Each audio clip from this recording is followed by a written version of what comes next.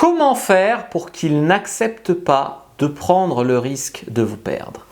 Bonjour à toutes, c'est Fabrice Julien, coach et auteur, notamment auteur du livre Le trouver, le rencontrer, le garder. Dans cette vidéo, je vais vous parler de comment faire pour qu'un homme n'accepte même pas de prendre le risque de vous perdre. C'est-à-dire qu'il ne va pas faire des choses qui mettraient à risque de vous perdre. Par exemple, vous allez dire ouais, pourquoi c'est toujours moi qui vais le voir et jamais lui qui vient? Un homme qui a peur de te perdre, il fait l'effort de se bouger pour venir. Tu vois? Comment faire pour qu'il ne prenne pas le risque de te perdre? Autrement dit, aussi pour qu'il fasse les efforts pour toi, pour t'avoir, pour te garder, pour que ça marche. Comment faire pour que la relation soit des efforts dans les deux sens?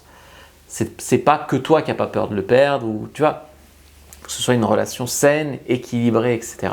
Je vous retrouve juste après l'intro. Mais avant de commencer, je vous offre un guide gratuit sur la séduction ainsi qu'une série de conseils gratuits eux aussi par email. Pour les recevoir, si vous êtes intéressé, c'est très simple. Cliquez sur le premier lien dans la description de la vidéo. Si vous êtes motivé, vous le trouverez. Abonnez-vous et activez la cloche parce que si vous ne le faites pas, YouTube ne vous préviendra pas à la sortie des prochaines vidéos et vous allez rater des pépites. Mettez un like pour me faire savoir que vous pensez que cette vidéo est utile et pour que j'en fasse d'autres comme ça ou sur ce thème-là. Si vous pensez que ce contenu est utile, partagez-le en public ou en privé, je comprendrai. Vous pouvez aussi me laisser un commentaire, je les lis tous et j'y répondrai avec grand plaisir. Le premier conseil que j'ai envie de vous donner, et celui-là je parle en connaissance de cause parce que mon ex était un peu comme ça, c'est ne faites pas de scène, ne passez pas de la colère aux pleurs en passant par le chantage, etc. Tout ça, ça vous donnera l'air désespéré. Et quand on voit une fille désespérée en tant qu'homme, on se dit mais si elle est désespérée, c'est qu'elle n'a pas le choix. Si elle n'a pas le choix, c'est qu'aucun homme de ma trempe ne veut d'elle. Pourquoi moi je voudrais d'elle? Et ça, c'est la logique masculine. Et donc si tu montres des comportements désespérés comme ça, instables émotionnellement, complètement, ça donne l'impression que tu es starbé en fait. En fait, c'est les émotions qui parlent, j'ai bien compris que tu n'es pas starbé. Mais à l'homme, ça lui donne cette impression-là, ça va le faire fuir. Et quand tu as en face de toi une nana instable émotionnellement, au pire, tu te dis, au pire, je la perds, c'est pas une perte. Tu vois. Du coup, ça a l'effet inverse de ce que vous pensez. Deuxième conseil pour faire qu'il ne veuille pas prendre le risque de vous perdre, vous devez rester au top malgré cette rencontre. Je vois beaucoup trop de femmes qui rencontrent un mec et ça y est, elles l'ont rencontré. Donc elles vont plus au sport, soit parce qu'au lieu d'être allées au sport, elles veulent regarder Netflix avec leur chéri. Peu importe, mais elles oublient, elles se détachent un peu de leur cercle social. Comme j'ai dit, elles sèchent les séances de sport. Peut-être à deux, on fait plus de cheat meal, on mange un peu plus. Et il y a un laisser-aller vraiment qui fait qu'au bout d'un moment, le mec il te regarde et il dit « Ouais, bon, comme tout couple, on a des difficultés, mais quand je regarde ma nana, elle se laisse aller. Et du coup, pourquoi je ne prendrais pas le risque de la perdre? Au pire, je la perds, c'est pas grave. Il y en a d'autres des mieux. Et là, t'es niqué. Malheureusement. Je sais que c'est très cruel. Je sais qu'on va me dire, je n'aime pas le terme que tu emploies. Je vous parle psychologie masculine. Alors, c'est terrible par certains aspects. Mais en même temps, au moins, vous savez. Au moins, vous avancez.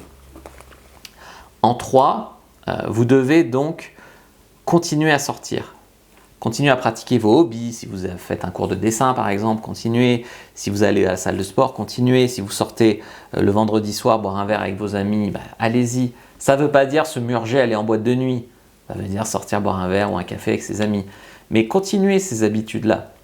Parce que si vous ne sortez pas, vous êtes comme enfermé dans l'appartement avec lui. Et du coup, pourquoi il aurait peur de vous perdre? De toute façon, vous ne faites pas de rencontre. De toute façon, il vous tient à sa merci, quoi. Vous ne faites pas d'autres rencontres, vous n'avez pas le choix, c'est lui ou rien. Tu vois. Donc c'est compliqué si vous ne gardez pas un minimum d'indépendance, un minimum votre vie, quoi. C'est souvent on se noie dans la vie du couple et on oublie d'avoir sa propre vie à côté et malheureusement c'est dommage. Quatrième conseil, il faut vraiment connecter avec lui, que ce soit émotionnellement, que ce soit sexuellement, etc. Parce que plus vous allez connecter avec lui, si vous êtes le meilleur coup de sa vie, si avec vous le sexe est incroyable, si il a l'impression qu'il peut se confier à vous, qu'il peut vous parler de tout, il a l'impression que vous êtes sa complice, que vous êtes son amante, que vous êtes sa meilleure amie, tout ça en même temps, que vous le connaissez mieux que personne. Un mec qui va vraiment sentir qu'il connecte avec vous, et je ne sais pas si ça vous l'a déjà fait, mais il y a des gens, des fois tu fais 10 rencontres, il n'y a rien, et puis il y en a une, c'est évident, il y a une connexion. Tu connectes et puis après ça déroule. Si vous arrivez à avoir cette connexion avec un homme, il va avoir beaucoup plus peur de vous perdre. Pourquoi? Parce que lui aussi c'est rare. Pour lui aussi c'est rare de rencontrer quelqu'un avec qui ça connecte. Tu vois? Souvent, soit c'est la femme, soit c'est l'homme qui fait marcher des relations à l'amour moelleux, quoi. Et c'est compliqué. Quand tu rencontres quelqu'un qui a une connexion, souvent tu as envie de la garder. 5. Il faut savoir dire ce qui va et ce qui ne va pas au bon moment. Donc en fait, ça veut dire quoi? Ça veut dire que souvent les femmes, elles attendent que ça soit trop tard pour faire la liste de tout ce qui ne va pas. C'est-à-dire au lieu de mettre les limites au fur et à mesure, elles accumulent de la rancœur et puis en mode passif-agressif, d'un coup, elles ressortent tout, même ce qu'il a fait il y a 3 mois qu'elle n'est pas. Et il se prend tout dans la gueule d'un coup. Et donc du coup, elles disent rien quand ça ne va pas, puis d'un coup, ça éclate. Et donc du coup, forcément, quand ça se prend tout dans la gueule comme ça, il ne comprend pas et vous passez pour une folle alors que vous ne l'êtes pas. Et du coup, il n'a pas peur de vous perdre puisqu'il vous prend pour une folle qui ne sait pas communiquer.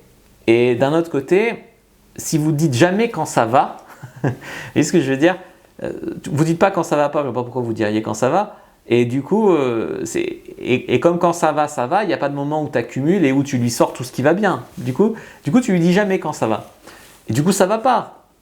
Oui, ça va pas. Parce que un homme, il a besoin d'être complimenté, d'être encouragé, de se sentir utile, etc. Donc il faut lui dire quand ça va. Et quand ça va pas, il faut mettre les limites vite. Parce que d'ailleurs, si tu lui dis jamais que ça va pas, puis qu'un beau jour tu lui dis de plus faire ça, il va pas comprendre. Pourquoi? Ça fait 3 mois qu'il le fait. Pourquoi il va te prendre pour une folle?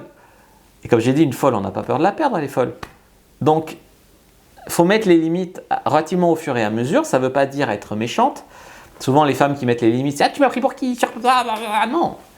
C'est-à-dire, écoute, quand tu fais ça, je ne me sens pas respectée. J'ai besoin que tu fasses ça pour me sentir bien avec toi. Est-ce que tu peux faire ça pour moi?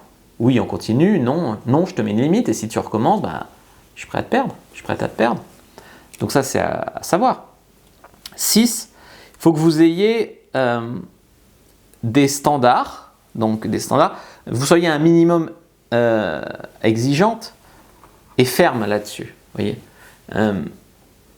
Mais ça ne veut pas dire décrocher la lune. Tu vois, des fois, tu as une femme qui va rencontrer un mec bien, respectueux, tout ça, et elle va dire ouais, mais il m'aime pas, sinon il aurait décroché la lune. Non, pas ça.